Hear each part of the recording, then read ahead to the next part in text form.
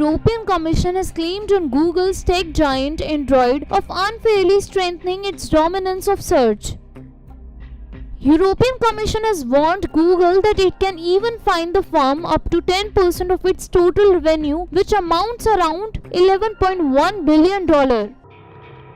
It can also separate Android from the Chrome web browser and other services.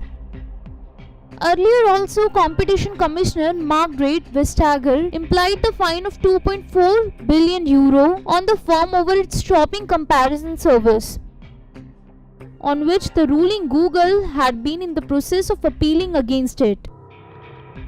According to the reports, the Android ruling was originally expected earlier this month, but it was postponed so as to avoid a clash with President Trump's visit to Europe. Next 9 World Newsroom Report.